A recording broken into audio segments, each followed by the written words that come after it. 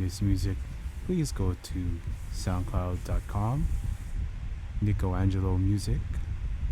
Nico Angelo Music, that's NIKKOANGELOMUZIK. You can find him at SoundCloud. Please support all creators and artists. Do it, do it, do it. Shout say daddy on a triple beam scale. Shout say daddy on a triple beam scale. Gucci man a player man at East ATL. Used to come up, rapping in the lead. Green diamond eyes on the board like a reef. Black eyelashes on the board like a thief. Gucci man a player, give me beat out your speaker. Me and Juice man, tell him what to do man. Used to be on Ludacris, that shit in the trash can. Yeah, you done heard about. What's up? What's up? What's up? Yeah, I know y'all didn't watch Martin back in the day, but I'm here. This is Doc, aka Dr. Lariat, aka the Gunatic Fringe, aka Kenny Goo Omega, aka Toru Yano, aka Dave Seltzer, 5 stars, aka Barmello Hayes, aka Big Boom aka Mad Mountain Dew, aka The Thizzler, aka Perfect Tenryu, aka Magnum Suchio, aka Pete Gas Break Dip, aka Wavy Boy Smith, I'm fooked Mr. Hitman, aka Sam Woo Guevara, aka The Dim Sum Don, aka Yamcha Real Smooth Now, aka The Chow Main Event, aka The Man Called Smang, It's a Smash and Bang Fusion, aka Cherokee the Ass Swang, aka your host. And today, ladies and gentlemen, I got with me one of the hardest working reporters, one of the hardest working men in pro wrestling news. He's from Fightful. This is Andrew Thompson. Welcome to the show. How you doing, man? Larry, I appreciate you having me on, brother. This has been something that we've been trying to get in the works for like a good 2-3 months now. I'm glad we was finally able to make it work, and I appreciate you taking the time to have me on. Glad to be on the show. Looking forward to talking to you, man. Yeah, bro. Because like I always say this. Like, this is something I always say is like, you never know who you meet in this wrestling thing. You never know who you want to talk to. And like, I never try to hold it against anybody because like life is life. Things get in the way. Things happen. So to just be able to sit down, chop it up with you, it's an honor for me. Because one of my big mission statements for this show is to showcase all voices in pro wrestling, to showcase that how diverse and how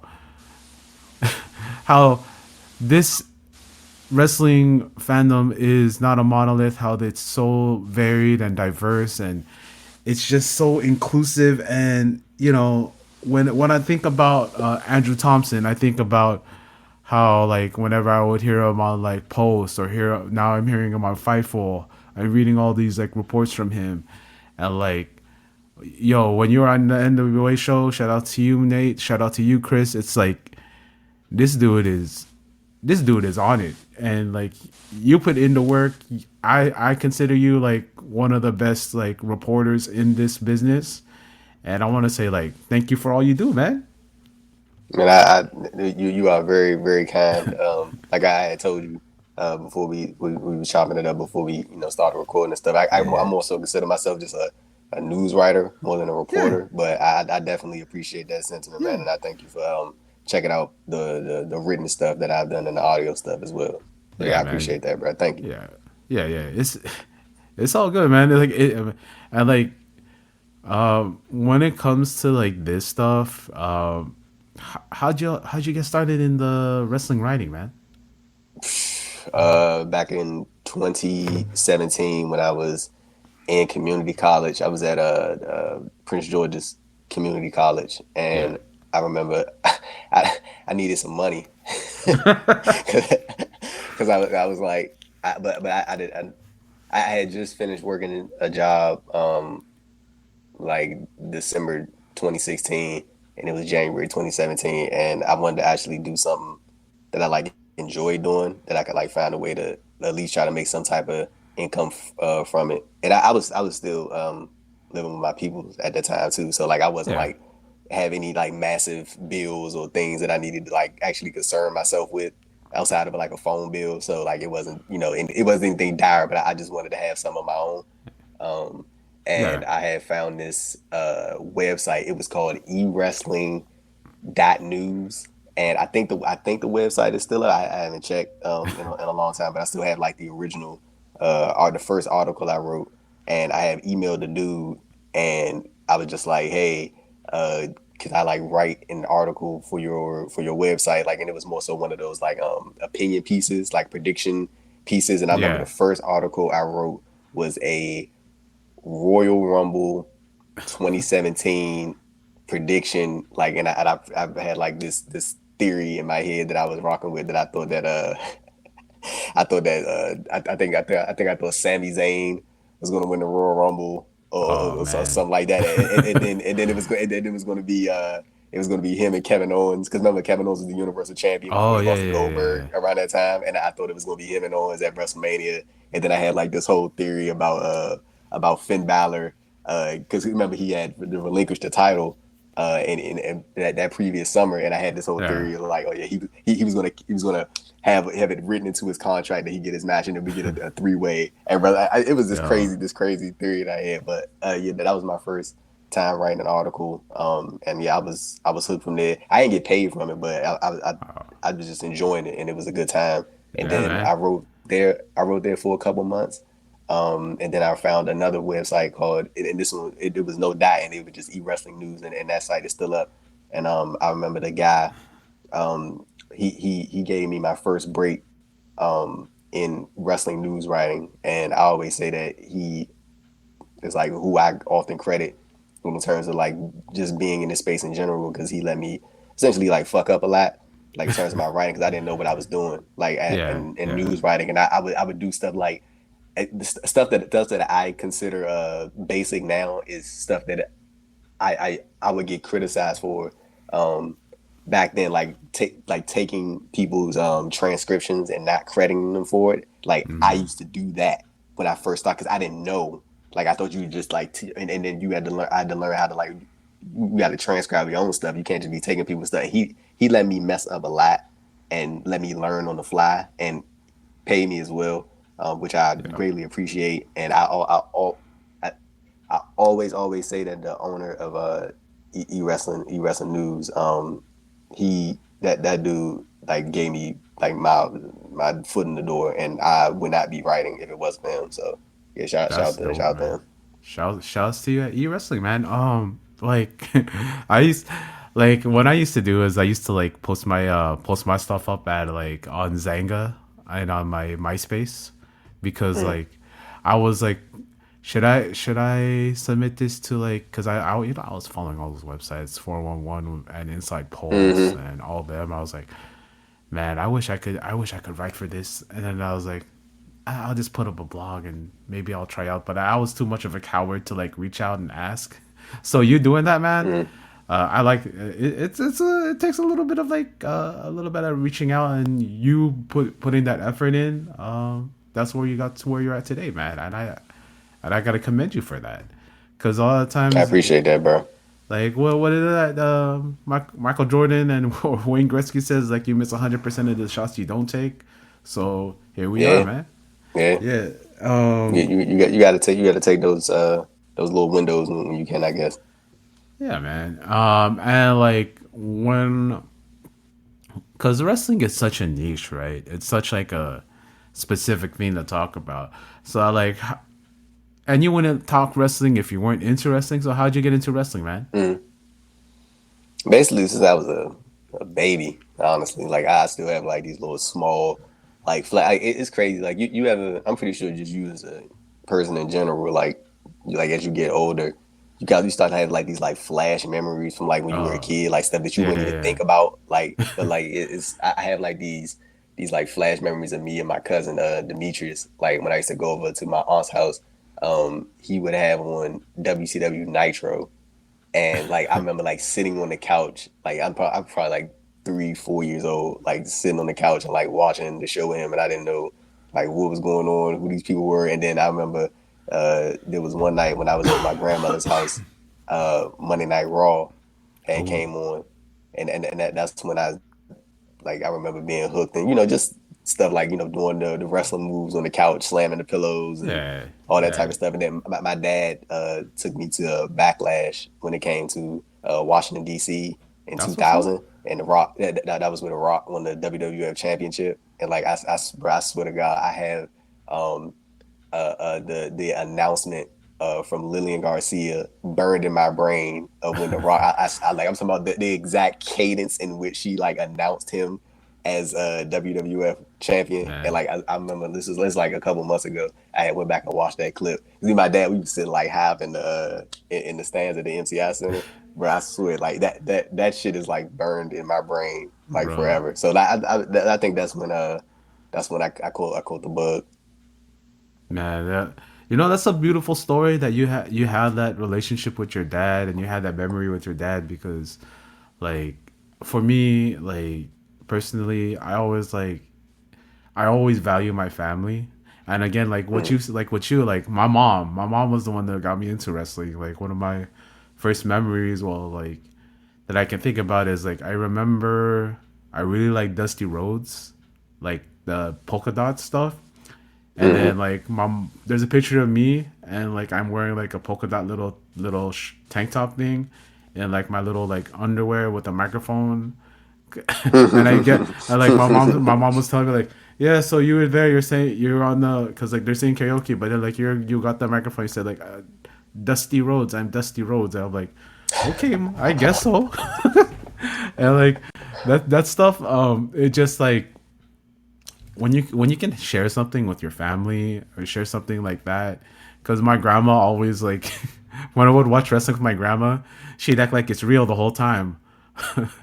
And like that stuff, it kind of like it sits with you and like it gives you these positive like memories. And like when I talk to other people who grew up as wrestling fans, like kind of like what you did, kind of like how I did, like it always like I tie wrestling back to good memories and nostalgia with my family growing up with my friends and all that stuff. That's just good, man. And who were your guys back then? You mentioned The Rock. I love The Rock too, man. Nobody could talk shit like The Oh Rock. man,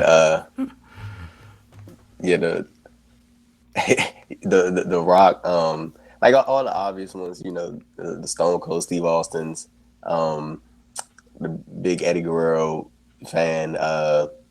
You want to know who else I used to like when I was a kid? Like this was like so like I know why. Like now I know why, but Right. I was a big Test fan Oh, and the late Andrew Martin because I used to like when he used to do the big boot. that boot Like was that good, was like one of man. my one yeah, the big boot, the Test, big RBD fan. I really like around like 2002 ish. I was a big fan of Jamie Noble Hey, when he was in WWE and he had his program with the Hurricane. I was like big, like, and I like vividly remember the match they had at King of the Ring 2002. hey, And man. I've like especially like as I like gotten older, I've like been able to go back and see some of the work that Jamie Noble did when he was in Ring of Honor, Yeah, and like when he was James Gibson and stuff like that, and seeing how like you know like it's so like I knew him as this one thing in WWE, and then as I got older, you start to find out other different types of wrestling and stuff like that. And I yeah, found out he was this like fucking beast when he was outside the yeah, company. So I mean James when he was James Gibson. yeah. So yeah, Yes. those are like some of the people that like immediately come to mind. Like I was a fan of the like turned to childhood fan of the Godfather. So Hey, like when I was a kid, right? We went to watch WWF back in I'm gonna say where I'm from. Back in Rancho Cucamonga, hometown of the greatest tag team of all time, the Young Bucks. So WWF had like a show at the hey, minor league stadium there, and like like I went early because me and my brother, my cousins, we all went early with when my dad brought us there, and like so when the wrestlers came into the building, you know, we saw all of them walk from like the bus to the thing, right? Because like my dad knew where they would be coming at because my dad was like a security guard. He was a security guard back like in the day because he worked at like the Great Western Forum. So like he knew like where like the wrestlers would be coming in. So he parked us there at the beginning of the show and just said like, wait, just watch. So we saw all the wrestlers come in like Big Daddy Cool, Shawn Michaels, and like so when he saw Yokozuna, my brother, me and my cousins we're all big back boys back then, and I was still big back boys. So like he's like he got my brother and my brother. He's like, hey Yokozuna, look, I have baby Yokozuna right here next to me, and then like out comes the Godfather, right? But it's Godfather, but he's Kama Mustafa, like he's like Oh the yeah, yeah. supreme fighting machine. He got the urn gold chain, and he's like walking like a big man, like this, and then like my dad is like, "Hey, I can kick your butt," and then Kama's like, "Oh, you talking shit?" Like I remember that specifically because Kama says like, "Oh, you talking shit? Come on then." And then he was like, "Yeah." And my dad's like, "Yeah, I'm talking shit. Yeah, I could kick your butt. Look, I got baby Yokozuna, I got baby Undertaker, I got my WWF crew right here, so we can beat you up." And he's like, "All right, man. All right. I'll see you later." And that's just a core memory for me. God, shout out to you, Godfather. And like that was like what you said, like memories kept popping up. I never said this story before, but like you just You see jogged what my I'm memory, saying? man. This stuff like wrestling has always been a part of my life, and I love this stuff, man. And for someone to like get into the actual the news writing side of it, it's interesting to me because like I would go. I still go to this day. I still go like on the news website where it's Fightful. Everyone goes on Fightful and reads all your stuff. I reads all the stuff on Fightful. I post on 401, Observer, and like it's interesting to like for you like to be a fan, read all that stuff, and then actually now your name's attached to all of it, and like to go into that side, like how does it feel to be like on that other side of writing these articles, writing these things out as opposed to reading them? It's cool, man. Like I would say honestly that covering pro wrestling, writing about pro wrestling has become like not. I mean, it's been for a while, but a passion of mine. Like at first, it started out as just something that I wanted to be able to do that I was actually interested in, and that I Yeah, could, I guess, you know, just be able to generate something for myself, and then it just became like something I was like, oh yeah, I'm like actually passionate about this. Like I actually care about like yeah, what my man. work looks like and how things turn out, and even how people perceive my work. Like I think that was like another like self reflection thing. Like I know it's not necessarily highly recommended that people, I guess, value what other people think about the work that they do in terms of like Yeah, in certain areas. But I think that's very important to know what the I guess the general public um, thinks about the work that you do, so you can either improve or tweak some things and things like that. So that's always been a big yeah, important thing for me as well. So, but yeah, it feels cool, man, and I'm always grateful yeah. to be able to do what I do, and like I wouldn't have gotten there if it wasn't for people helping me along the way. So, Yeah, yeah. I like we're talking a little bit earlier about your interest outside stuff. Like we're talking about the shy, like how that kind of captures like the it kind of captures like the African American experience in or the black experience. I say black with all love, a black experience in like mm, Chicago and all that kind of stuff.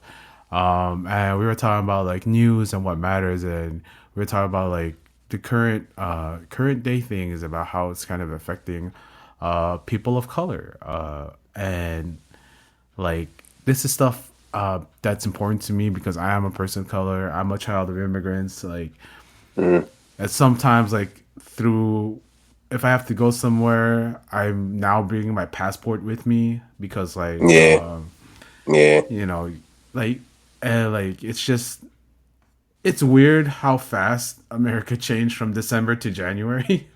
And like, yeah, bro, it's like it's like only August, and they're like yeah. We only a month eight, brother. yeah, We only a month eight. it's only August, and I'm bringing out my passport. I'm telling like my father-in-law, hey, yo, you better bring your passport because you never know when they're gonna scoop you up, and because they don't Yeah. even give you a chance. Like, actually, I'm a nope, that's not your passport. Oh, you're gonna come with me, and like that the fact that as a brown man, as an Asian man, as a child of immigrants, that like I don't feel like it's not like I don't feel safe in my country because I mean like for the most part I'm in California, so it's all right. But like it's just like the fact that I have to kind of mentally prepare myself to like have Mm-hmm. this conversation before I go out to like just the grocery store. Like, okay, if I get approached by these guys for advice, I have to say like, hey, I'm an American. This is my, I like, you know how fucked that is, man. That's fucked up. And Yeah. like, it's not like America's always been great to people of color anyway. Because I remember when I was like, It hasn't nah, man, at all. yeah, yeah, because like it just it's not been that cool because I told this on my podcast that I did with Rich Latta of One Nation Radio because like we kind of like were sharing these stories like how I was kind of like kept in I was just me and my cousins were like walking on like the beat we're walking in like one of these nice towns like Aliso Niguel in like California. So we're Mm. just walking like around the streets, right? And then all of a sudden we get caught up by like a police officer telling us, "Hey, you guys match your description of you heard that before." And then like Yeah. just for being kids, we got handcuffed for being kids, just walking down the street like and like it's just I don't think people understand that kind of like mindset you have going through life where like you could be having like the best day ever and then one thing can fuck it up and it's out of your hands like just because you look a certain way and like telling that story and like it's just you know I hope that never happened to you, bro, because it's really it was really like it's still to this day that's one of my traumatic things that it just gets stuck with me. But like, Mm. how do you see like the modern world, man?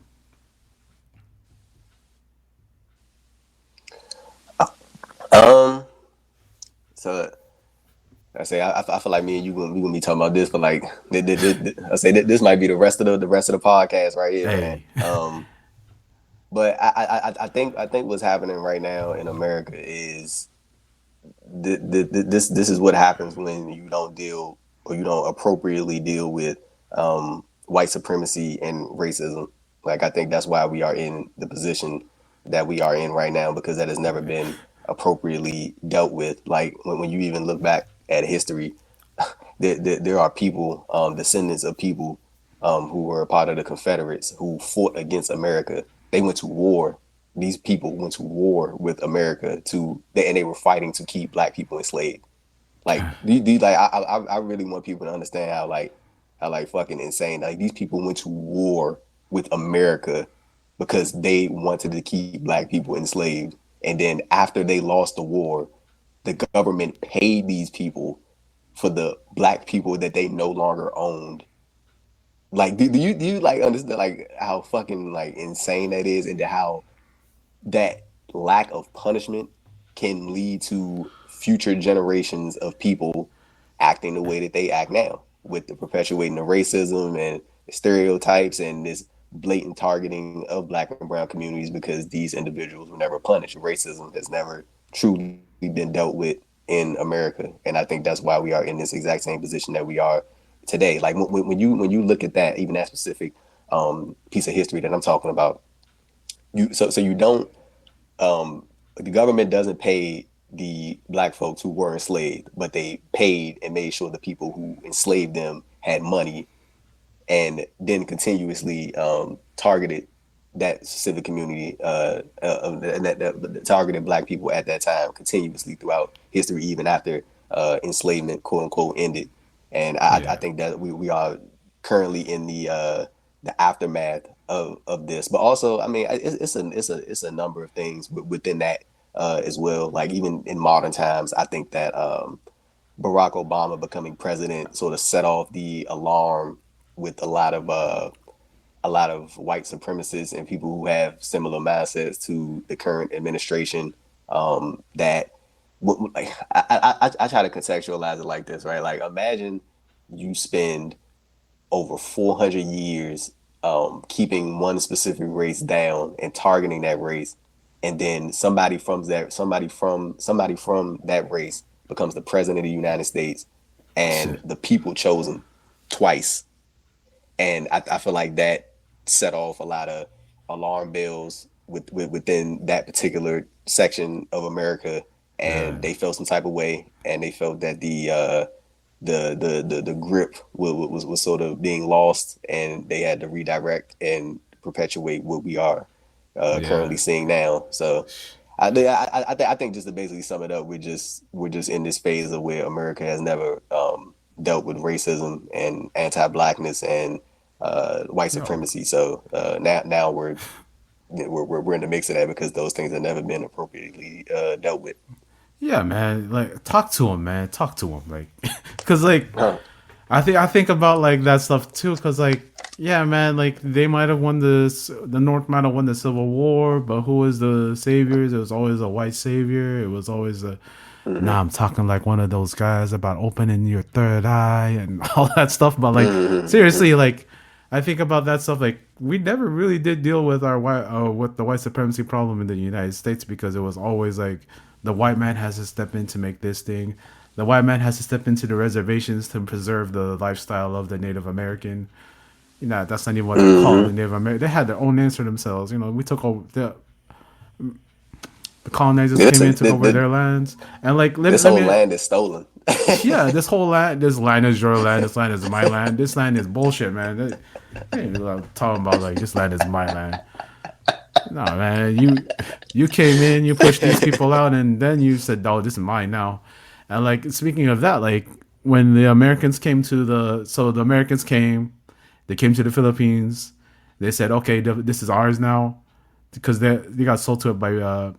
You know how the Americans took over the Philippines? They told the Filipinos, the Filipino freedom fighters, "Yo, bet we're gonna help you get free from the Spanish." But then what happened is Mm. they killed a lot of Spanish, and then they went behind the backs of the Filipinos and went talked to the Spanish. Said, "Hey, you could sell the Philippines to us, Philippines and Guam to us, or we can continue killing you." And so Spain sold the Philippines to America, and America took over the Philippines. What was supposed to be help. So like the lesson learned from sinners was like don't let them in. But like yeah, a big part of that too is like a lot of they call like the black soldiers there, they called them buffalo soldiers, just like they were calling them during the Civil War. They would Mhm. use the black, they use the black army men, the black military people to be on the front lines to, I guess, to thin the herd and to protect the precious white men. And Mhm. to the point where like they were abusing the black soldiers so much that some black soldiers had jumped over to the Filipino side because a lot of the Filipinos were brown, and some of us like are from the mountains, and those are called Mhm. Igorots, and those they just look like black people because they got afros, they got the dark complexion. So like, why would this black soldier kill these people that look like them, that aren't doing anything to them, that are just like they're just living And their lives. those people never harm my community. So Yeah, yeah. so why am I Yeah. harming theirs? Why am I gonna sail like across the world to kill people that, and like I always tell like my friends this because I didn't learn this shit in history school, in this kind of history in my high school, in my middle school. I learned this when I went to college and I took the Asian American studies, and I did Asian American studies. I did African American studies because those two histories are kind of like those are important to me because I love Mhm. civil rights. I love learning about that stuff, and like the Yeah, fact that I didn't learn this shit until like I was an adult, it fucking sucks, man. yeah. I I did I like I, I, I would say I think that's by design as well, yeah, and bro. I think that a lot like even a lot of stuff. But I'll say that after you finish your point. My bad. No, bro, no, like because I remember like in my history books, right? The wars were just like maybe just like a blurb, right? There's like a blurb about the American Filipino War, like oh, this is just a Hmm. thing that happened over a year, and that was it.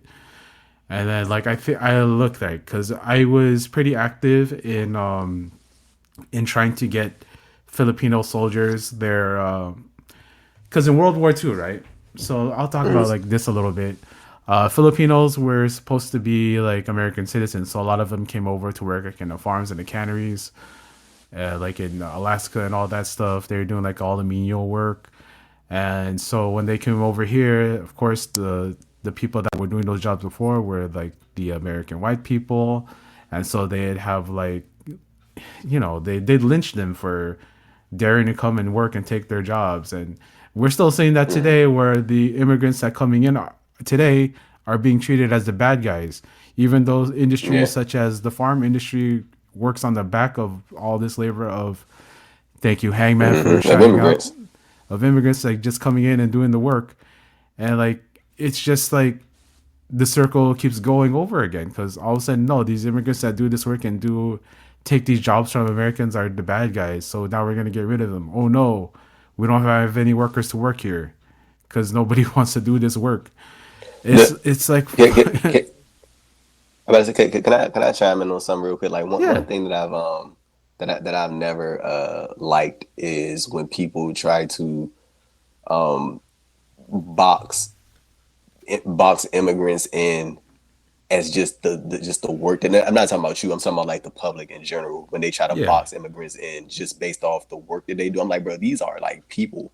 Like these are human beings. You know what I'm saying? Like they're more than just the work that they do. Like when people speak about the immigrants, they do it. That's like, oh, but they work so hard. I'm like, bro, these people, these are like, y'all know these are like actual human beings who have like families and friends and they have like hobbies and shit. Like these are people. They're not like subjugated or should be like regulated just based off of the work that they contribute to yo, society. Like I think that should be like more like because I'm just talking about the way that I hear people like speak about them. It's like, oh, they work so hard. I'm like, bro, these are human beings. Like they do other shit besides work. Y'all know that, right? yeah. Like they contribute to they have their own families. They contribute to like their Exactly. community. Like it's like man, like I know like all these restaurants that are like around me, like the Honduran restaurant, the Ethiopian restaurant, the Indian restaurant, the Thai restaurant, Vietnamese, Mm-hmm. Hmong, Indonesia, like all of that stuff. I'm so happy to have like this big immigrant community where I'm at because like Yeah. diversity like expands everything. Like when you have a dog, Yes, it right? does. When you have a Yes, it dog, when does. the dog has all the mix in it, it lives a longer, happier life because it's able to expand and evolve. And that's that's how I want to see America to be like a giant mud of a dog who has all these things in it that makes it better. The what I was referring to is in 1930 there was this riots called the Watsonville riots where the Filipino Mm-hmm. workers were who were brought over to California. They were they were killed, beaten, and all this stuff by the former white workers who got fired. And like I do also want to say this, right? For those white people who are impoverished and in poverty and feel like society kind of just like fucked them over because they're white. So why do they're white and they're poor, so it's not like they really have privilege. And I do think a lot of the coding and the language that we see online kind of goes and attacks those, not attacks, but like that that kind of coverage goes to those people and tries to like heat up their hate for like, well, if we don't have privilege, well then that doesn't mean anybody really does have privilege, and that's not what white privilege means. That's not what Yeah, it there you is. go. It's There more you like go. it's a class thing because I do believe white is a construct, and it's more based on It what you is. have. Yes, it is. Yes, it is. Because Race like is a construct race in is a general. construct, man. Like we're all just people with like bone, skin, muscle, guts. That's all we are. Just how much melanin we have in our skin is what changes us, you know. Hmm. And like it is something that I broke breach on the subject of like uh, a lot of a lot of like people who come from like a poor background, who like have that sort of like feeling like that the world has turned on them, that they don't really, how do I have white privilege, I came from this and that and this and that. And I'm like, bro, it's not you. You're not the white person who's oppressing us, and the oppression doesn't come from a specific person. It comes from like this social construct and this hierarchy that we have in society, where the people with money who happen to be white, who happen to come from old money and come in and take over this industry and try to like control narratives.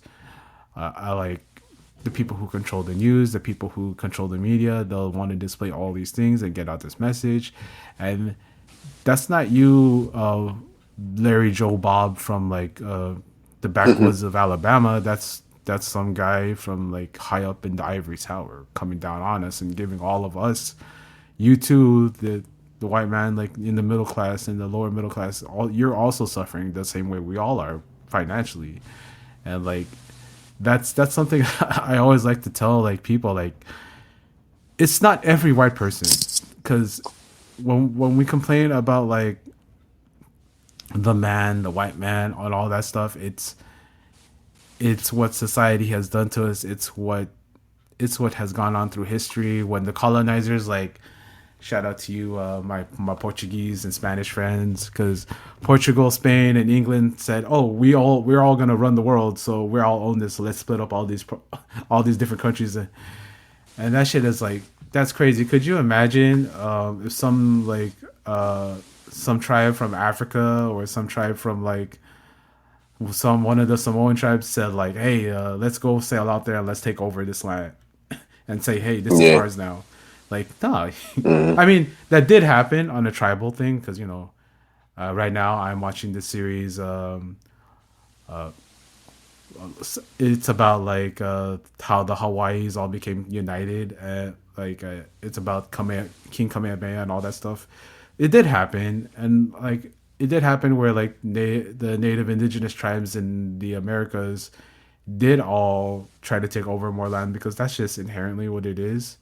But when the Hmm. Europeans came over with like all their weaponry, all that stuff, and they're able to like overtake all these other like cultures, it's like it shows you where the power lies. And I don't like quoting that man who said that all the time, but it's just like, yeah, man, it's something that really hasn't been dealt with, and to this point, like we still see, and I'm gonna like kind of bear So we still in it. we still in it, We like, still in it. and then when I think about like my dad, right, or like other older people, like when I like watch those Jordan Kepler things on the Daily Show, where he interviews like black, Latino, Asian Trump supporters, MAGA supporters, and they're Hmm. just like, yeah, he's gonna make America good for all of us. And I'm just like, you thought, you thought. Bro, when I see black people and other people of color who are Trump supporters, it's obviously a lot of self hate.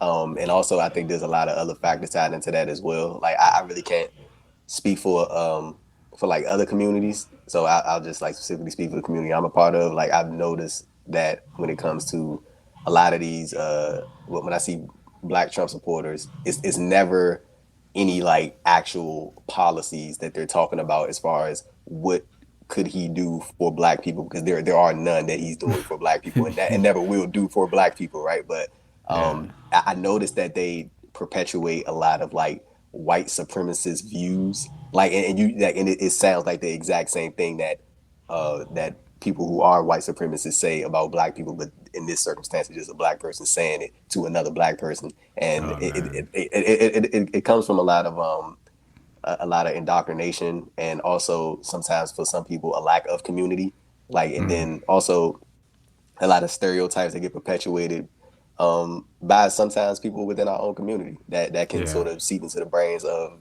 some, and they carry that on. Like even we can talk about like how Trump is he's doing away. I'm assuming he's going to replace PBS Kids with the Prager University video, and when Yo. they're teaching kids that, well, slavery wasn't that big a deal, guys. Like they had a cartoon image of, I think it was Booker T. Washington, I believe, talking to these two kids in the cartoon Prager U, and they was like, oh man, but you know that, yeah, slavery, this and that. And he was like, well, kids, like, you should never feel bad about what your people did to my people. Like, don't think. And my whole thing about that is that, first of all, that's indoctrination of children right there. And it is Good not God. about it's not about making white people feel bad about what their people did. It's about making sure that they understand the ramifications of how their ancestors impacted damn near this entire world and damn near every race and ethnic group in this country. Like they kind of changed the course of a lot of different races and ethnicities. And it's not to make them feel guilty about it. It's to make them be aware of it so they don't continue to act in that same manner. Yeah. And we see, and like how we just talked about, when you don't deal with that, when you don't properly acknowledge that, we have people who are running the country right now. That's how we end up in these exact situations when you don't appropriately deal with these things. And like even right now, when he's talking about, oh, well, the African American History Museum, it talks too much about how slavery was bad. What fucking part of slavery was good? Like, why? Oh my He's God. like, well, he's like, well, all they do is talk about the bad parts of slavery. Motherfucker, what good parts are you referring to? So But I mean, again, that's kind of what I mean when I say, when you don't appropriately deal with these things, this is what happens, and these are the mindsets that get developed, and people get stuck in their ways, and it's too late to change it. yeah. That is the overall point. Yeah, man. Like it brings me back to like number one Ye showed up like on TMZ and he was like slavery was yeah, slavery was a choice. Kanye Like lost his fucking mind. yo, like I don't pay attention. I don't pay attention to Kanye no more. He off the deep end. yeah, I think that was like 5 years ago when he said that shit and like that was like and then like now they do want to take out like those slavery courses or like anything that makes because they want to make the white children not feel guilty or bad about themselves from all those fake stories of my white child heard this and now they feel bad about being white. Why should my child feel guilty about being white? It's like, no, you're not. And then they want to talk about history and never forgetting it with those fucking Confederate soldiers monuments that they have. Or They're honoring the yeah, Confederates. they They're they the honor people who fought against America. Yeah, yeah, real, and they real patriotic. fuck man they because I got family friends in like the military, naming Fort Bragg to Fort Liberty, and then naming it back to Fort Bragg, and Bragg was a Confederate general. What the Mm-hmm. fuck we naming our military bases over people who lost and tried to take over and kill America for? What is this shit? You know, what are we fighting for? Like having like the street profits go. That was some nasty work, bro. Having the street profits go out there Yeah, for the military for the army birthday to like say, oh yeah, this is great, and then like it's Fort Bragg again, and then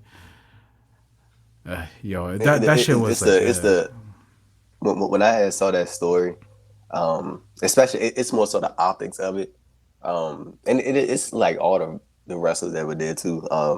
But I think putting them in that position, especially because I mean, just from, I think, from the reporting at that time, that it was noted that they didn't know that Trump was going to be there. I'm talking about the wrestlers that were there didn't know that he was going to be there. So like when he showed up, it was kind of like a type of surprise type of deal. I mean, and not as far as the military base, but I guess the wrestlers weren't briefed about that. They didn't know he was going to be there. They just knew they were going to be there for like a speaking engagement. But yeah. That's why I but said that's but nasty work, bro. That's yeah, nasty yeah, work. it is because I mean, again, it's the optics of it. It's not on a surface level. It's going to look like, oh, they were there supporting Trump, You know what I'm saying? It's just the optics of how that looks when Yeah. you put the story out there versus the context of it. So Yeah, yeah, yeah, yeah. I mean, but WWE, I mean, they like they leaning heavy into the right wing Yeah, media. that's really where like even the left wing media is like WWE has a good relationship with all them. It's because it's all just media, man. Left wing, right wing, it's all just media. They all want to get certain like, they want to get these narratives across, and whether it's like pushing all this story about MAGA and having like the rest of us in America like freak out about all these policies, like destroying the Department of Education is big, huge, making Mm-hmm. so that ch- all this school choice stuff is bullshit because that goes into profit. That goes you're sending public school profits to charter schools, and when the public schools need all that money to pay their teachers and all that stuff. Mm-hmm. And like when I think about like destroying the Department of Education and them trying to take books out of libraries about whether it be like, because even when I was a kid, like I'm 40 now, but I remember there was books in the library about like my two dads or my two moms, and Mm-hmm. like people were trying to like protest those, but like then they became like ubiquitous because we hopefully a society grows and becomes accepting, but over like the last like not even 10 years ago was this bad, like, but now it's so bad, like drag queens, the LGBTQIA plus community has been demonized again, immigrants are Yeah. demonized again, people of color, like when you complain and then they say no, you're just being a snowflake, you're just sensitive, but then like everything on their TV is white people complaining about them being oppressed. Like you ever realize that it's like somebody of color just goes up on there on the TV and says like, well, like as a we have the history in America of treating people from the marginalized communities as shut up, you shut up. You are such a success now. Why are you complaining? Look at how much you got. As a white person, look at all the oppression I'm facing. The real racism is towards us white people. And I'm just like, yo, man, what is this shit? How are you I mean, go I was about to say you can even look at that like in like movies. Like when they see like a black main character, it's like this big thing. It's like, oh my God, like why is that you're trying to turn the movie woke? Like I'm like, what the fuck is like what? And then like that word in general, like I was just talking, I was on I did a podcast Yeah. like I think like a couple of days ago with for Fightful with Stephanie Chase, and we were talking about that towards the back end of the show, about like how that word has been co-opted and turned into essentially like a slur, like Yeah. people trying to use woke and uh low IQ individuals and DI and like all these things are like code words for slurs Yeah. that they primarily want to say against people of color and black Yeah. people. But yeah, that I mean that's like I think so much of it right now is a lot of individuals and media companies conforming to uh, this current administration because they are scared of the backlash of it. And I mean, Yeah. to some degree, I do kind of understand because, like, even look at the extremes. Excuse me, look at the extremes of that Democratic lawmaker in Minnesota who got assassinated by a Trump supporter. Like, Yeah. dude literally went and assassinated her and her husband, and then went to assassinate an assassination attempt on another Democratic lawmaker because he is a Trump supporter.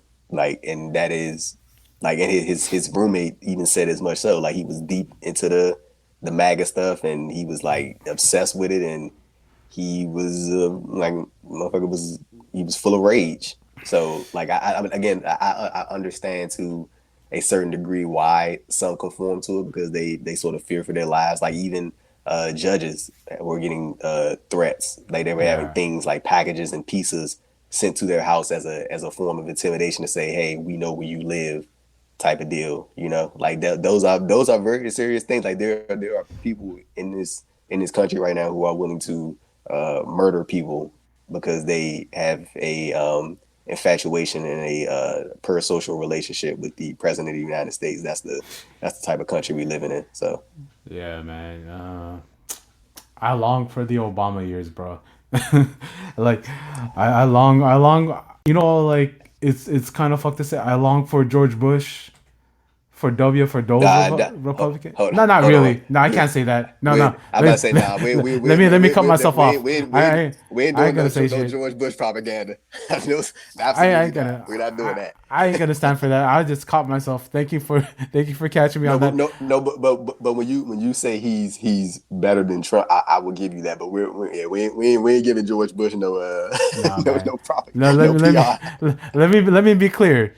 I was not trying to like give no W nothing. I'm not gonna give W any W's because like That thank you was for funny. that, I ain't gonna man. lie. Yeah. That was Hey, fun. that's good, man. Thank you for. I'm gonna keep that shit in because I need to be kept. I need to be kept in line, bro. Um, but yeah, man, this stuff is like this stuff is important to talk about. This stuff is Yeah, it is, man. like when you think about like But that stuff, it's I've never, real quick, I've never understood why people are like so afraid to like talk about it. But it's what's happening in the world. Like normally, what I think that sometimes a lot of people, I think it's split. I'm not gonna say it's all the way like that. I'm gonna say it's 50-50. I think some people are, they're not as informed and they don't want to sound like there's a fear, and especially in the society we live in today, of sounding like you don't know what you're talking about and not having a solid opinion and things like that. And that's scary to a lot of, especially when you're talking about something as heavy as politics can be. And then also there's the other side of it who they don't want to talk about it because they know their politics are shitty and they don't want the yeah, backlash that comes from that. So I think it's a 50-50 thing. I don't think everybody who doesn't want to speak about it is like this like raging Trumpaholic. I think that some of these people yeah. just genuinely they haven't been able to like develop a precise opinion about what's going on right now, even though they know internally what they feel about it. They just haven't been able to like, I guess, like conceptualize it to be able to speak about it in a nuanced way. Yeah, man. Yeah, man. That's pretty solid. That's as diplomatic as you can get with it, man. I was gonna say this because like when I was like in my college age and all that stuff, I used to advocate for the Filipino veterans of World War II. And when I mean Filipino Okay. veterans, it was like the guerrillas who the United States military used to tell like, "Hey, if you join us fighting the Mm. Japanese off, you're gonna be in our military. We're gonna get all these like all this same thing like you're in our military."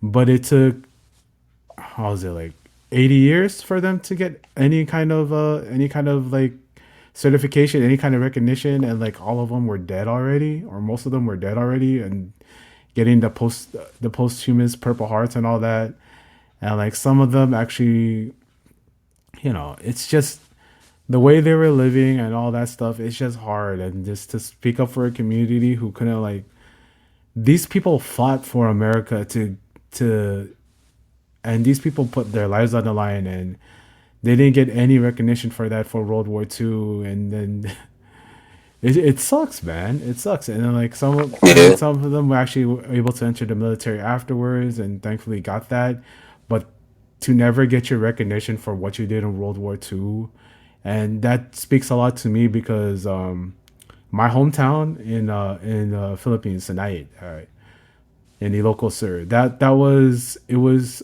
a town that became a POW camp. It became taken over by the Japanese. A lot of like I know a lot of like Asian people like me, like Filipinos, Chinese, have these stories from their grandparents and great grandparents about like how the Japanese would come in, they take you out, and then you don't see like your cousin or something over again. Like there's a reason like a couple of my grandma and like my great uncles all they learned Japanese because the town was taken over. Like there's stories about like how my couple of my great uncles when they were teenagers they said like we ain't gonna take this anymore from the Japanese. We're gonna be guerrillas, and so like they would disappear into the night, and some of them they didn't get seen for like 4 years. They went and they said that, yeah, we joined the American military to help fight them off, and then to come back to America and then not get that respect and not get everything they're promised. That exactly reminds me of what happened to the Buffalo Soldiers in the Civil War, where they didn't really get shit afterwards fighting for America and jumping ship or like. And I think about those slave soldiers who fought for the Confederacy, and nowadays they're being used to boost up the people. See, look, even black people fought for the Confederacy, but you're not telling the story about why those black people fought for the Confederacy because they were like, bruh, like this whole thing of like having an enemy. Like I watch, I know this is funny because we're talking about all this race stuff, but like I watched because my wife loves the movie, Wicked, right?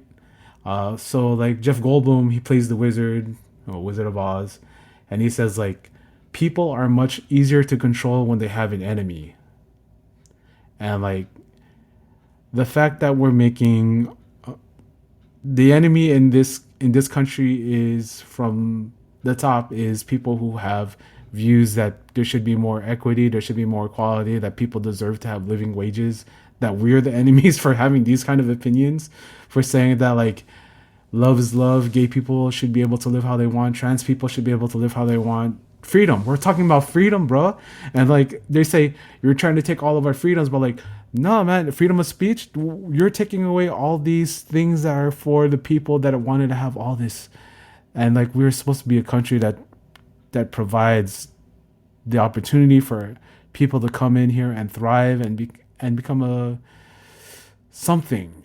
And that's what I always see as America is like it gave opportunities for my parents, my grandparents, my uncles, my aunts to come here and to become a success and thrive and live lives for their children, like me, my cousins, my nephews, my nieces, all of us. Like if it wasn't for America, we wouldn't be the family that we are to have what we have. And to see this country become this fucking disgusting and this freaking hostile to people that came here to because they love the what America stands for in our minds and our brains and our hearts. It's fucking bullshit, man. and Yeah. and like I'm happy we're here talking to it, chopping it up because this is like this is something that I believe in that should be the message that should be out there is like no, man, we're not enemies. And I like there was this whole thing like in the '90s, you know, the '92 LA riots where they were trying to push Asians and black people against each other. That was even like in the Boys in the Hood movie when Lawrence Fishburne was talking about like the Koreans came in and pushed all of us out of the neighborhood because the white man sold to them. But then the man, it's all there. They always like to put all of us against each other, and I think that's bullshit. And Yeah, I'm still here. Hold on, give me 1 second. I'm still here. I'm just plugging my PC in. But no, I 100% agree with you, man. I think you definitely on point about like especially the back end of what you were saying as far as the two communities being pushed against each other. Like yeah, I always felt that was something that was basically deliberately done, and I think that it created a lot of especially back during that tension. specific time period that we talking about, like it did create a lot of tension between the Asian and black communities, especially cause like cause there were I remember reading something a while ago, and I gotta like refresh my mind about it, but I remember there was like some type of uh bill or some type of funding that was introduced, and apparently it had been I guess like was it supposed to be dispersed among black and Asian communities, and then I guess like there was some type of congressional something along those lines that went left, and then that only got dispersed to the Asian communities, and I think that sort of created this type of friction that existed for quite some time between the two spaces. And even what you said about the Confederates and then what was going on with that. Like black people, they did not necessarily fight for the Confederacy, but they were more so like, firstly, they didn't have like an option There to was do no it, and it was options more there, so man. yeah, it was more so like they were like cooks and like laborers and shit like that. Like they like Yeah, servants. Like they weren't like ward field members and shit like that. Like that, it was like that towards like the back end of the Civil War, but it was like very few and far in between as far as like their actual roles in that. But yeah. your overall point, yes, I think a lot of this has been perpetuated by I think it's meant to be like that, like to Yeah. If you have a bunch of communities that have a issue with one another, and they're focused on perpetuating these stereotypes onto one another, then it can easily divert the attention away from the Yeah. individual who is oppressing all of these communities. And Yeah. I think that that's a part of white supremacy, which I hate to say has been effective. That they've been able Yeah. to they've been able to get a lot of communities, and see, this is where like I'll be like brutally honest. I think that there are in every community, every race, every ethnic group, there is anti-blackness that exists in those communities, and Yeah. I like I'm talking about in the Hispanic and Latino community. I think there's a sector that exists in Indian communities, and even in some African communities, like some Nigerian communities, Oh man. some Asian communities. Like I'm talking about Yeah. when I say anti-black, I mean anti-black black people in America, like the anti towards us who were Yeah. born in America, you know. Yeah. And I think that has been successfully perpetuated through media as well, because like even like there are some people around the world that have an idea of how black people in America are through media only. And when they see a black person who doesn't meet that stereotype, they're like, it's a culture shock to them, because Yeah. you see what you see on TV and you hear, but again, that's some of my point, that black people and people in general are not a monolith. Like everybody doesn't Yeah.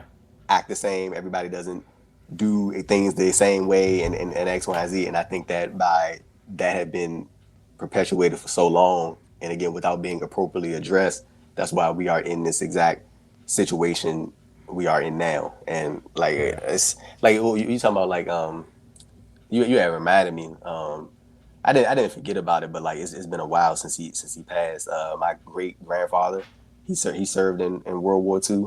Yeah. I got to spend time with him from when I was a kid till I think he passed when I was like 12 or 13. I know it was right before I graduated eighth grade. So I was probably like in seventh grade when he passed away. So yeah, I was like 12 or 13 years old, and he Yeah. served in World War II. And like I always like think about like the historical times back then, like knowing that like you can literally go fight for and serve your country, and then come back and then people discriminate against you because of the color of your skin.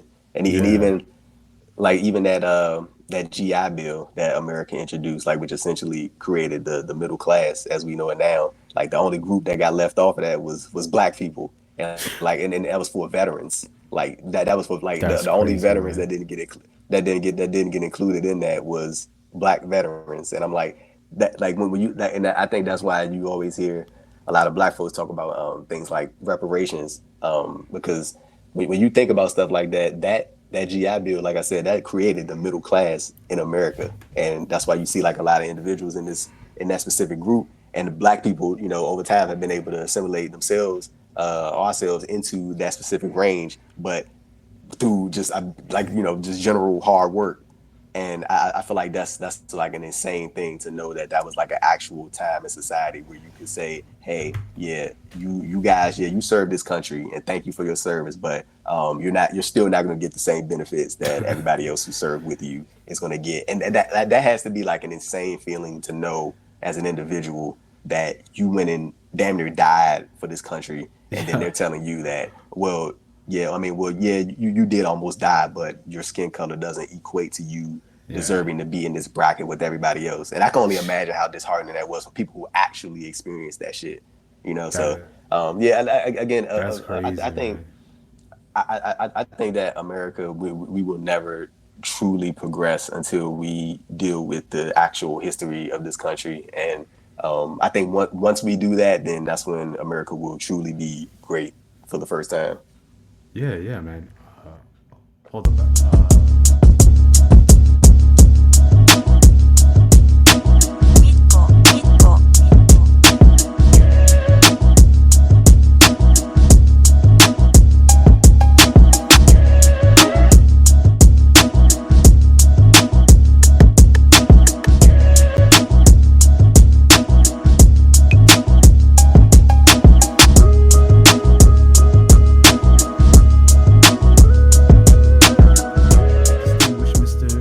Thompson, and we were talking about communities coming together, communities being placed against each other. So, like in the '60s, what had happened was the Great Migration, right? That's when black people from Louisiana, from the South, would all be moving towards the western part because California and all these other states had, like, they were already desegregated, right? We talk about Hmm. desegregation. And I'm going to tell you how desegregation is bullshit because segregation still exists in this world. That's why we It have does. that's why we have black towns, Latino towns, Asian towns, these enclaves because That's why we got sundown towns. that's why we got sundown towns. Like I learned about a sundown town when I went because I had some training for work and like we were like in Savannah, Georgia, and then like we drove some other places and then we got lost in the black woods and thankfully we had one white boy driver driving all of us colored people in the car, people of Mm. color, not colored people. Like and I just want to distinguish this to people like when people say colored people, they mean it in a pretty derogatory form. That's why people of color is the preferred term because like you Yeah. know, but When it's yeah, just like the same thing as saying colored. yeah, It has like a slurish vibe yeah. to it. Yeah, so it's just like I like and so I'm not gonna get back to that point about like how we have segregation is bullshit because like over here like in any metropolitan town you have like these different sections because that's where those communities were put based on whether it's the realtors or something. They said okay, now this is where your part is, and usually those Hmm. parts of towns that became like Chinatown or whatever were majority black towns before. Like when we see the Tenderloin in San Francisco, that's like the last remaining part of the black part of San Francisco because there was Chinatown and all that stuff. We talk about like LA. LA has all these like historic Filipino town, Little Tokyo, Chinatown, Little Thai town. They got Jamaica town. They got Nigeria town in there. And to speak to your point, like I do have, I worked in the health field, and I worked with Jamaican, Dominican people, and like my Jamaican, some of my older Jamaican coworkers, they say like, no, I'm not black, I'm Jamaican, or like I'm not black, I'm Nigerian, and like it's kind of like a little bit. I mean, yeah, that's great. You're Nigerian, you're Jamaican. That's great that you know where you're from. But blackness in America is something that I can't speak to, but I know like a lot of people they get their they get their blackness questioned at times, like whether and it's usually because Mm. like when we talk about like stuff like the New Day, right? The New Day, they were the first act to portray suburban black kids.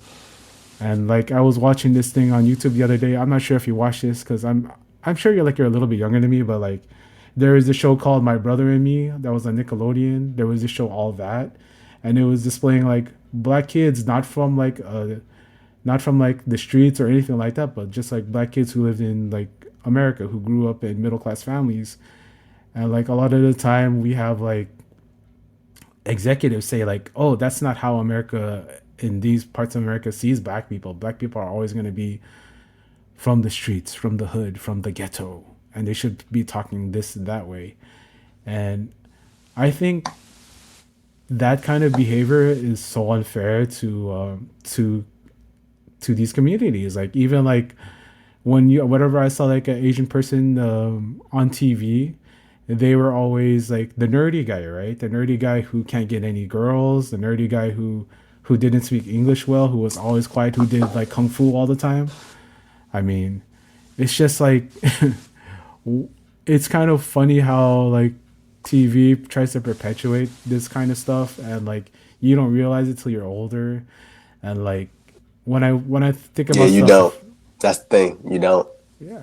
When I think about stuff like Family Matters with Urkel, and like there was that special like Family Matters episode where Urkel had his black card like questioned, and like I'm like, Mm. oh shit, that sucks. And then like like Carlton, right? Carlton had that one episode where like they always call him a sellout, and all that stuff. And then there was that episode where he's like, why am I a sellout? Just because I like this stuff? How am I not as black as you are? So in that particular conversation, I think that's more of a like like I guess like an intercommunal conversation amongst black folks. Like as far as like I think that we as a culture, and I'm specifically talking about black people and black people in America, and just black people in the diaspora in general. Like going back, so I'm gonna circle back to that, but I'm gonna start at your original point about like Yeah. when you're talking about people from different diasporas feeling like not acknowledging or choosing to sort of stray away from just saying that they're black and saying, well, I'm Nigerian or I'm Jamaican or I'm Haitian and I'm this. Like for me, I always just view all of us that are in this diaspora, whether you're a Black American, whether you're a black person in America, or you're a Nigerian or Haitian or whatever the situation is. I always just refer to all of us within this diaspora as black. That's how I refer to us. And I listen to a lot of Kwame Ture. He's one of my probably favorite activists slash speakers. And he put like a lot of this in context for me in terms of like this exact conversation and how like I mean all of us when it comes to the eyes of the oppressor, like they all look at us as black. Like there's no Yeah. distinct difference. And I also understand. I understand people taking great pride in their nationality. Like I think you should 100% do that. Yeah. But I think that it only when you try to negate the label of being black, it does sort of feed into sort of the sort of white supremacist culture that sort of exists in America when you try to separate yourselves when in actuality those exact people look at you in the same way that they look at us. Yeah. So I think that's something that we should just work on within my specific community, but we could talk about that amongst ourselves. But Yeah. but yeah, to your other point, yeah, it's like I've seen that myself growing up, and I think that you could sort of chalk that up to a multitude of things. I think that I think that the common one that a lot of people can go to is, I guess, like jealousy, but I think it's a much more layered than that as well. I think that a lot of, again, it's the media, I guess, perpetuating the idea of what blackness is in this country and it is in this world, and you have people who associate that with being this type of way or being that type of way. And again, that's my point, that black people aren't a monolith, and when you are sort of subjugated to seeing your people in one way, when you see somebody else, I mean, when you see someone else who is also a part of your community act another way, when the only thing you've been exposed to is this one way, it makes Yeah. them look different in your eyes and in your mind. But in actuality, again, as you get older, black people are not a monolith. Not every black person is the same. Not every black person Yeah. acts the same. You can say that about every other race and ethnicity group. But the thing is, I think that with black people, we often get hyper focused on in the media.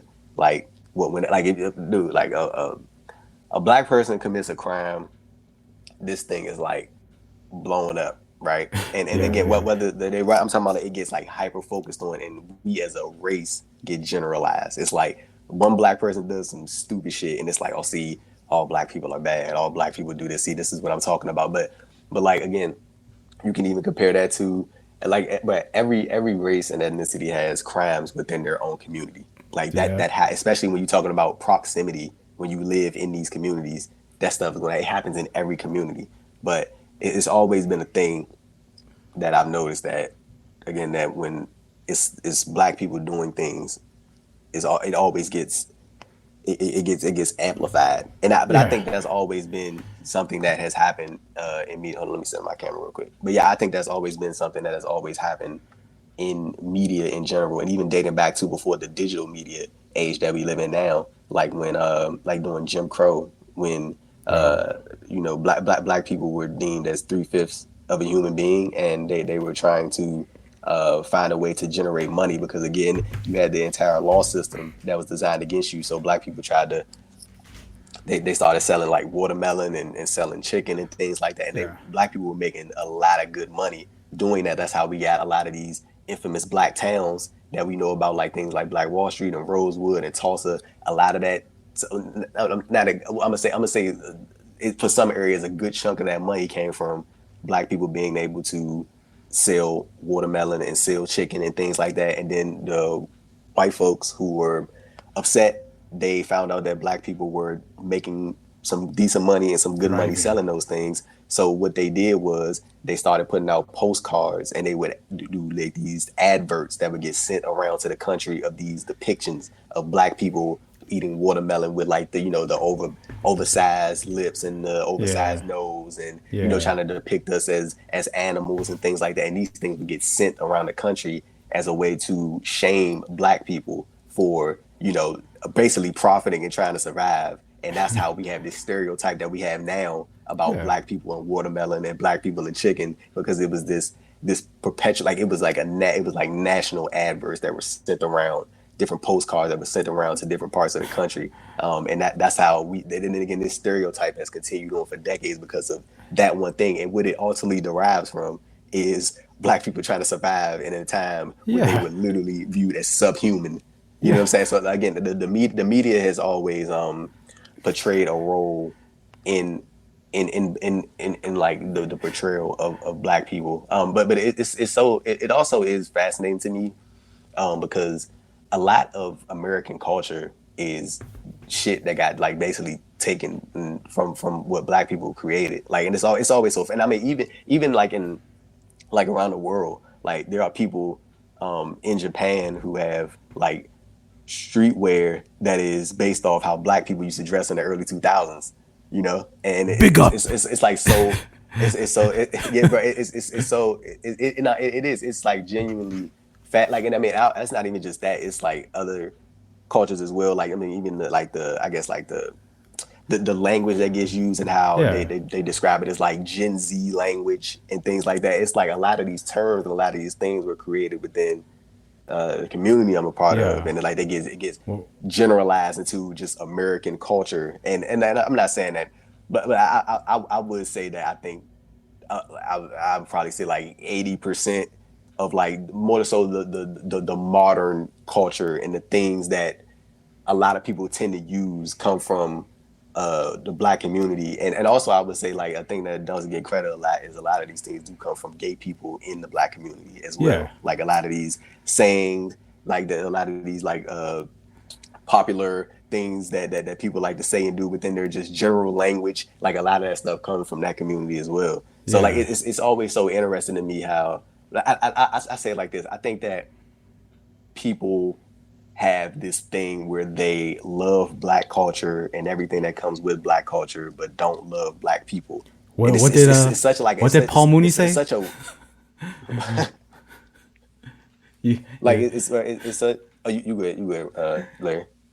Oh no, no, no. I can't say what Paul Mooney said, but that's the gist of it. Like everybody, I can't say it, and like, cause like I agree with you, man. Like when I think about culture itself, everything in popular culture, everything from our music in America to our fashion, like what you're saying, to people, how people do their hair, how people dress, how people talk, what people eat. A lot of this Americana culture is black culture, bro, and like personally for myself, I say thank you for all that because I wouldn't have like the music that I have, and like I'm like thinking about like people, my people is like Bruno Mars. He always gives like respect to the people who came before him from R&B, from Yeah, like I Prince and always all see them. like He in like interviews of him talking about, yeah. yeah. So like just to like think about like someone from my people's my someone that represents for like Filipinos and Latinos out there and say like, hey, all the music I make, it's because I love from the black forefathers of music that gave all this stuff to us. Mm. And like when people think of white music, like punk rock was created by black people. Like in the 70s, that was created by black people. Like and Like like I'm talking about, nowadays, even like the roots of country music. yeah, It stems from Africa. Like, it's like it's so. And the thing is, like, the crazy thing is, but I don't really see or hear about like black people trying to like brag about it or trying to like push that on, like you guys need to like acknowledge us for everything. Like it's just like, but I think it's just like the constant disrespect of the culture that Yeah. makes a lot of black folks have to bring these things up, because it's like a lot of things from our culture gets taken Yeah. and then generalized into just American culture, and then while simultaneously disrespecting black Black culture and culture. black people. It's Yeah. it's it's like it's the weirdest shit in the world, bro. It's Yeah. fuck, and then it's not just America. That shit happens world, like in like amongst most like popular nations. That shit happens. It's like it's so like it's like anti-blackness exists, but black culture is prevalent. It's like it Yo, is the weirdest shit in the world. Like I will never like, even I don't me, understand that, man. somebody who is black, I cannot actually conceptualize it to make it make sense. Like it does not make sense to me, like at all, and it never will make sense to me. So it's like Yeah. I don't know, bro. I don't know. Yeah. I don't know. Speaking of acknowledge, Ah, what? look at that. Yo, yo, Look yo. at that. Hey, I've been doing this for a while, man. That man Larry good. He good, Yeah. man. So like, speaking of acknowledge, I'm gonna bring up the bloodline, and because we're talking about communities being pushed against each other, a lot of the, I know a lot of the thing is the bloodline had taken a lot from the up they taken a lot from, but they also appeal to the African American black communities because of the way they dress, the way they talk, their presentation, all that shit. Like the Jordans that Roman wears, like even like the merchandise they had the least cheesy merchandise out there. Well, except for Jay, but Jay is a whole different thing. But Bloodline merch was like it was the cool thing like to wear. Like whenever I would go to like somewhere, like when I would go out, or like I go to Disneyland or like the county fair and something like that, I would see somebody wear like a an acknowledge me bloodline shirt. I'd see people like throw up the ones when we went to WrestleMania in '39. Uh, that was in like Compton, right? And then like what's big over there is the Bloods, and then you see bloodline Bloods. That's on purpose. When you can only wear certain hats in LA, right? You can't wear hats when you go into certain neighborhoods. But whenever like I saw like Solo or Jimmy or Jay, they go out like they're wearing the red LA Dodgers hat, and if you're from here, if you know what that means. They from are they from Cali, right? Yeah, yeah, yeah. They're from Yeah. San Francisco. San Francisco, yeah, that's what it is. Yokozuna, and them were from. I'm not gonna bring up sets and all that stuff because I don't want to get in trouble. but like, allegedly Yokozuna was like he was a blood, and then he was because he was like an old head gangster, like listening to like the doo-wop music. That's what they did, and he got caught up. Rikishi was also in a gang, all that stuff. So like they're in that lifestyle. And when we talk about like cultures being pushed together, a lot of the Pacific Island, Southeast Asian communities that came over like in the 60s, 70s, they were put into the black neighborhoods. So the Yeah. majority in the neighborhoods they were growing up in was the black people. And so that culture would permeate into the cultures coming in. And so we have Samoans becoming more and more ingrained with the African American community, whether that be like, they play football, everybody plays football. We talk about the gang lifestyles. Like, I'm not gonna say what set I'm with because I'm not with any sets. Just one of that any there. I don't want no beef. I don't got heat for no one. I got love for everyone. All right. Yo, yeah, yeah, yeah. I got love for whatever. But like, it's just you you think about like, and I think about some people like talk about like bloodline stole a lot from black culture, and I'm like, yeah, but if I go right now to Long Beach, or if I go to like LA and I see my Usos and they be acting a certain way, they be saying certain words, even my like my Asian homies be saying certain words that I was never comfortable saying, but they're from the lifestyle, and that lifestyle comes from the neighborhoods they grew up in, and those neighborhoods used to be and still are predominantly black neighborhoods. So that culture sometimes getting as time goes on, those cultures start to mend, and we get like a guy like Stupid Rich and like those kind of like rap acts who are gonna like say all this stuff and like everything is like when I read like people comment on like rappers from the West Coast about like Asian or Samoan rappers and they're like, why are they talking like they're black? And I'm like, well, think about the neighborhood they come up in. Think about like how they grew up. Think about what who they're in with a set. And whenever I looked at the bloodline, I do see black culture in them. I gotta make this clear. I do see them taking not just taking from black culture, but more like it's like an But homage ish. I think it's a see this is a conversation that's very it's very like layered, and Yeah, I don't think there's like any one way that you can like actually like break this down, yeah. um, because it's so like it's so It's so complex like to like to yeah, talk. It is, but it's layered to talk about. I understand like the gist of what you're talking about, but it's like I look at it like this, right? I think because I did see some of those like I guess like tweets that I think I saw like one video where somebody was like talking about this or like brought this up and had this conversation. Um, I wasn't really too like I guess like invested in the conversation, but I guess I'll sort of chime in. But it's like I understand where folks are coming from, especially from my community. I definitely yeah. understand I the understand sentiment because it's like completely. because it's like let's use let's use Jacob Fatu for an example, right? Yeah, When back in '03, when they were acknowledging that Booker T had been arrested, right? He had been jailed. It was used as a derogatory thing, right? It was used as yeah, look at this guy. He went to prison. He's a detriment to society, and that was like sort of the storyline and the underlying storyline that they were rocking with when it was him and Triple H. And I think Triple H referred to his yeah. hair as like nappy and shit like what I'm saying, like these like microaggressions and these undertones. And a lot The of his face of outwardly, WWE, man.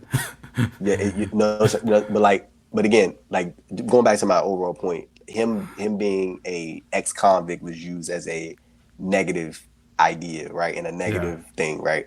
And then when you compare that to, and I'm just using Jacob Fatu just for more modern time, and also because of the distinctions we're talking about yeah, between like Samoan and Black culture, like Jacob's past conviction is being used to lift him up as a like this makes him strong. This is why he's this way. X, Y, Z, and that now see that part of it. That is when I understand why people have made yeah, these comments in these videos. I understand that because that right that is a but also in modern time I'm not trying to see no stories about like a black wrestler. Like they keep talking about him being in prison and him being in jail and shit. I'm not, or her being in jail and her. I'm not trying to see that shit. So if that's what they want, they can fucking have that, right? I'm good on that. But I also understand why people feel the way they feel about the sort of comparisons between the two. And what you said makes a lot of sense as well. Like it is very and when you grow up around a culture that I think is as strong and prevalent as Black culture is, I think that it is very difficult not to find yourself assimilated into that. Like you would have to have like some strong ass like I guess like ideals within yourself and just about how you are as an individual to be around Black folks your whole life and not assimilate yourself into the culture. You know what I'm saying? It's like damn near impossible to not take some things, some language, some style, and mix that within your own culture and then combine the two. You know what I'm saying? I, It would be very difficult to do that. So so yeah, I understand that aspect I, of it. My whole thing about it is will always be and this is not the got nothing shit to do with the bloodline or nothing like that. I'm talking about just in general now. But yeah, my whole thing will always be if you are to do that, don't turn around and then perpetuate anti-blackness against black people. You know what I'm saying? Like that's always been my main Yeah. thing. It's like, but Cause that goes back to the overall point that we talking about. It's like yeah.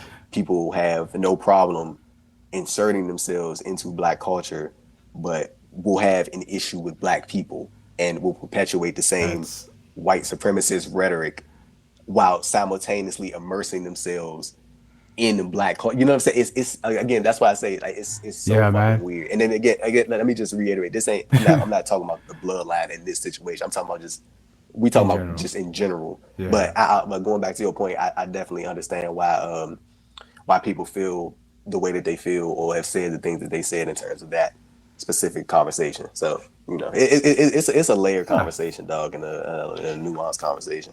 Yeah, bro. Yeah, bro. It's because like what you're saying, we take out the blackness in the bloodline because there's no black male.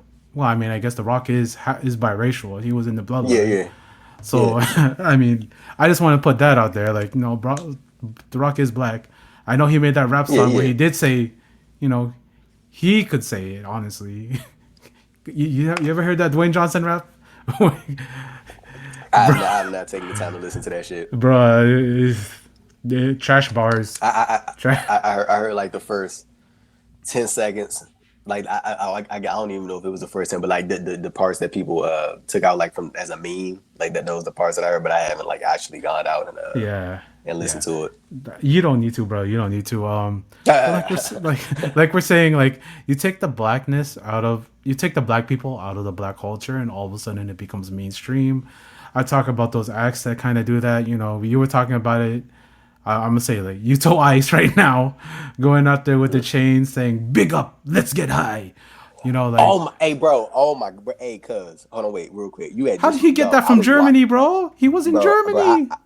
dog. I was watching the I was covering it for Fightful. I was up Yeah, covering it. It was like 3 in the morning. I was covering the G1 final show, and I seen him come out, and I was like, it ain't no fucking way, bro. It's no way that they're bro. doing this. Again, it's not that I'm like one of those people like, oh my god, I'm so offended by it. Like I'm not offended by it, but it's just an obvious thing to realize but that is black that like the you know what I'm saying? You Yo, can see it. Like yeah, anybody who's immersed in it can see. Like I'm talking about the mannerisms. You know what I'm saying? Like the flashiness and that type of deal. Like again that type of streetwear. Like and again people will say like that's prominent in Japanese culture right now, and it is prominent in Japanese culture. But they got that from how black people like literally dressed in the early 2000s. You know what I'm saying? It's like again, this is my thing. This so interesting, man. And I'm kind of glad you brought that up because I had forgot about that when I saw Udo Ice and yo, Oscar make their return. I was looking at it and I was like seeing the stuff he was doing, and like him holding his chain, like the way he yeah. was holding his chain and like walking the way he walked and shit. You see that shit? I was like, Yo, I was what the hell? like, I was like, brother, I know they ain't doing that shit in dude, Germany when you was wrestling WXW. yo, I know they. how is he? How do you come back from Germany and you're like, you're freaking Dub C from freaking West Side Connection up in there with Mm-hmm. the shirt button all the way up like this. I'm like, yo, what is he gonna start sea walking down the ramp? Oh, I want to see that Mm-hmm. shit. I want to see him sea walk. That shit is actually really popular in Japan right now. I'm not sure why. Which is fucking crazy. You know It's why? like I know why because black culture is cool. Black culture is culture, and you take the black people, bruh. How was sea walking? Oh well, whatever. But now it's What not it's that like cool. 'cause It's cool. I think it's not like a thing like with I can't I'm not gonna speak for every black person, but I'm not offended by it. It's just one of those things that I It's notice. It's funny. just like oh that yeah it is like and I'm not saying funny in a derogatory way. I mean like No, it's just like when I saw it, I did like kind of laugh a little bit because I was like yeah, I know with the vibe of where that comes from yeah, is you know what I'm saying and like it's gonna be so funny seeing how because I know what's gonna happen like once he starts getting into the mix of being a constant like once they start getting on these like I think they're about to start the destruction tour right now and like yeah. once you start seeing more The of Udo promos. Ice and Oscar you're gonna see people I fucking Larry I promise you I don't want you to mark my fucking words when I say this you're going to see people talking about, oh man, Udo Ice has so much aura and he has this and that. And I'm like, you know what I'm saying? I'm telling you, bro. I'm telling you, like Bro, that's it's like already happening, man. it's already, bro. No, it's crazy to me, man. I Yeah, mean, it is kind of cool, being a part of a culture and a group of people, who are so influential. I will say that is like the coolest shit. yeah, Like to know that I get to be part of like a long standing uh culture who people is like very like influential. So yeah, that's man. cool. That is cool. Yeah, because black culture is so ubiquitous that we got dudes in Iceland, in Germany, in Norway, Yeah, you see what I'm in saying? Australia, in friggin' Yeah. in Argentina, all like using the fashion, using the language, walking like that. Like Hmm. it's all like aura building, But which even makes you question more how the fuck does anti-blackness exist? bro. It's Like crazy. It doesn't make sense, dog. yeah, when I go to Korean barbecue, right, and I hear like this dope R&B beat.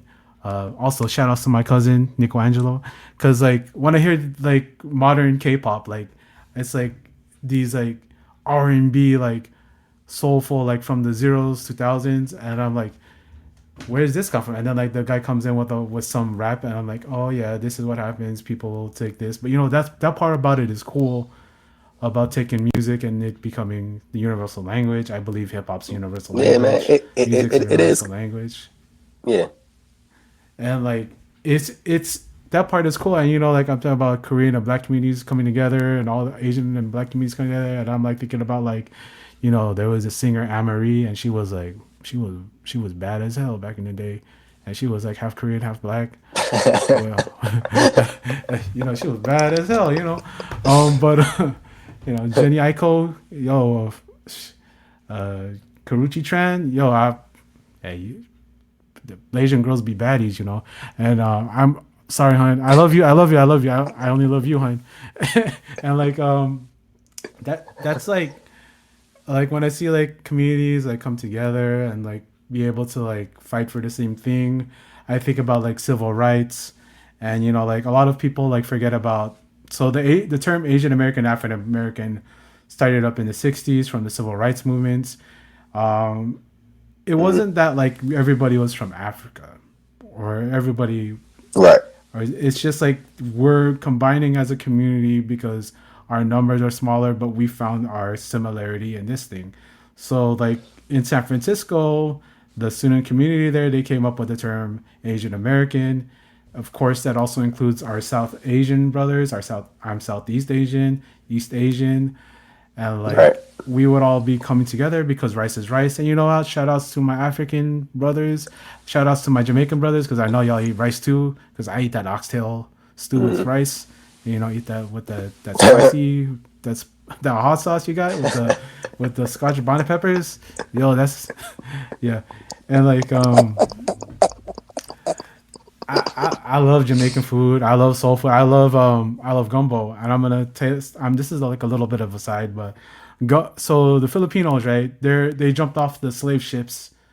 Yeah, yeah. People, Filipinos were slaves to the Spanish Empire. They had actually jumped Mhm. off the slave galleons twice. Once in California, where they got to shore and then they got killed. I'm not sure what happened. And the other time, the slaves escaped from the Spanish galleon into to Louisiana, which at that time already was Spanish, French, African, all this stuff already. So gumbo, right? The original gumbo, rice, okra, all this other stuff, shrimp. They said that it has Filipino origins because of how you would use the dried shrimp to flavor Mhm. the broth and do all that stuff. So like I always see like gumbo as like a combination of all the good stuff in a and like I just wanted to share that because like I'm here with my brother Andrew Thompson and we're making some good ass gumbo right now. If you don't mind me saying that, because like I never hear people talk like this about on a wrestling podcast, so I'm no, I do. Shout out to you, Chris and Nate. But like this is just two people sharing like and that's what I do try to do on this show, is like just show like Andrew from the from the southeast. I'm from the southwest, but we're coming together, and we came here because like we both Mm. watch wrestling, and this is our connection. And that's what I love to do on the show, is just spread the love and have this connection and just show like, yeah, man, no matter what background we come from, there's still like similarities we can share, whether that be pro wrestling, whether that be music, whether that be, eating a hot dog. Although some people nowadays they're so too embarrassed to eat a hot dog, but I digress. But yeah, man, I'm so honored to have you on here, bro. Like it's like it's like I always well, I started the show because I didn't think anybody was doing this, because I always feel like there's so much more to wrestling fans than just talking about wrestling and just talking about what's going on there. And I love Yeah. showcasing this, man. I always ask these questions on my show because I love getting these ideas in my head. So, what is your favorite dessert, man? Oh, my fit, but like in terms of like something I like, I just it's like a craving that I have from like time to time. But I love cheesecake. Yo, I like, but it's like I can't do it too much. Like it got to be like a no, I'm being like so it got to be like a once like every 2 months type of deal. hey, Because like I feel like if I make it like a consistent like once a month, I feel like I get tired of it. But like so I, like once every 2 months or so, I get like a cheesecake. Like you know what I said, like this was like this was I think this was back when I was in either high school or like the back end of middle school. So this was like 2000, 2008, 2010ish. I remember when Popeyes used to have the Louisiana cheesecake. Brother, I remember yo, when I used to get off the I used to get off the train, and my grandmother would pick me up from the metro station.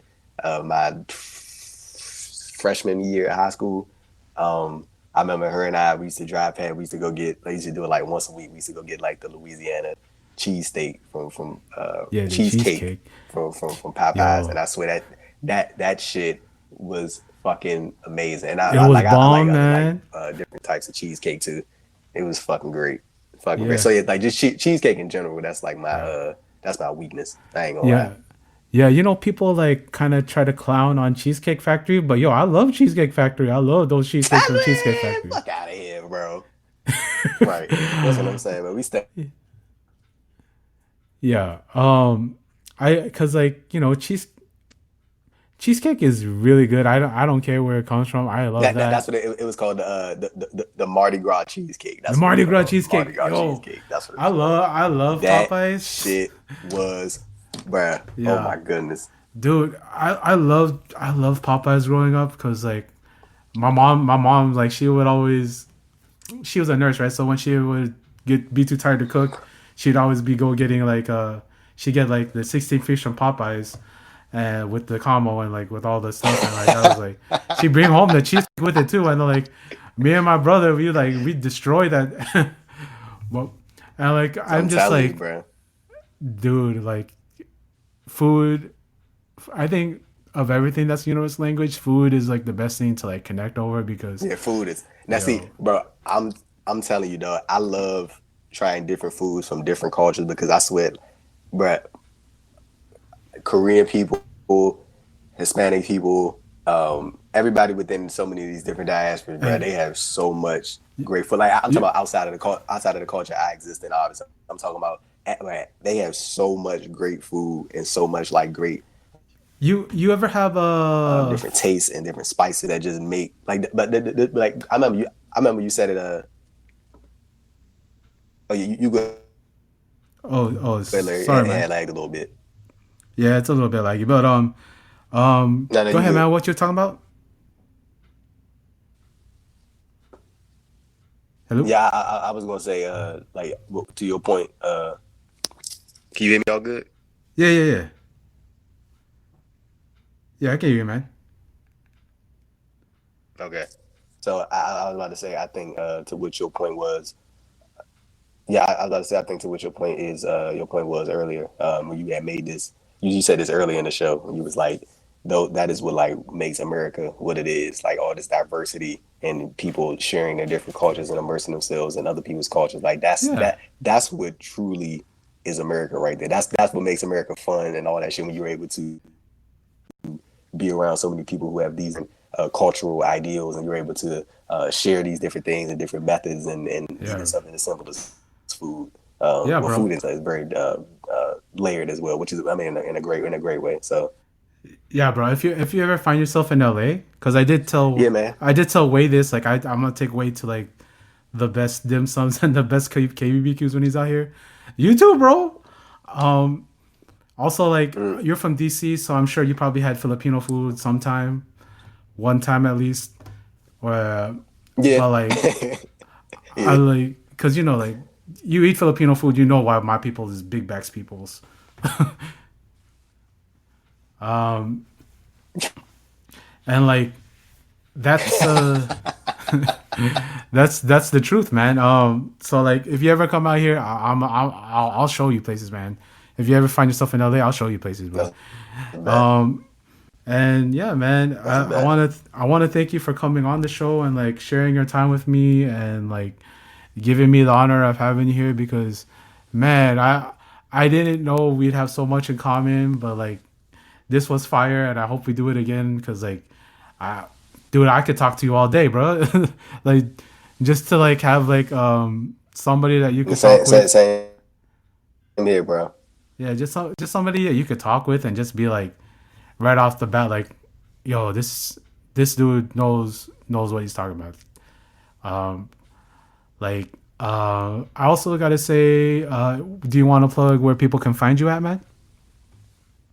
They can find me on Twitter and Instagram at AD Thompson underscore underscore. And they can find my written work at Fightful. They can find my past written work at Post Wrestling and like some of my earlier work at E Wrestling. I got like all that stuff in like a link tree bio and on my social media. So yeah, people can check all that stuff out there. I got some like old interviews up on my YouTube channel.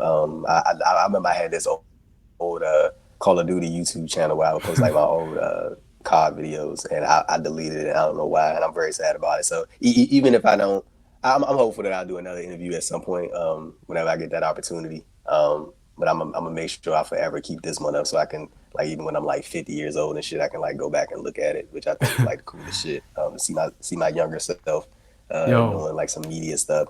So yeah, you can check out some of my older interviews up on the Andrew Thompson Interviews YouTube channel. And yeah, man, Larry, I appreciate you having me on, bro. This is a great conversation. I'm yeah, I'm man. I'm sad that it took this long to get this done, but you know what? I think it all happened at the right time when it was supposed to happen. And Yeah, yeah, yeah, this definitely gonna be one of many conversations that we gonna have. yeah, man. Because like I don't share this often, but I'm a man of God, right? I believe in like whatever happens is supposed to Mm, happen and is meant to happen because like in his I'm not sure if you are, so I won't go more on that, but just but just like I think like things happen for a reason and mm. they happen as they happen. So I'm like thankful I was able to share this conversation with you and like be able to get to know you and like let the audience know who you are, and that's just part of what I do. One of the other things I do ask, this is like my last question I always ask on every show, is like, what do you want your rainbow to say? Like, if something came out the sky with a rainbow with a message from Andrew Thompson, what's that rainbow gonna say? Uh, if I had to say like just like keep it short, I I would say that I would wanted to say that Andrew made me laugh. There you go. Yo, I think that'd be my thing. that's good, man.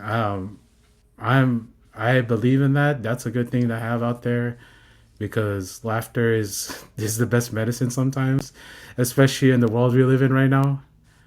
And yeah, Yeah. man. Yeah, so hope to hear back Mm. from you soon. This has been excellent, and this has been the prescription. And thank you guys so much for joining us. 私リンゴ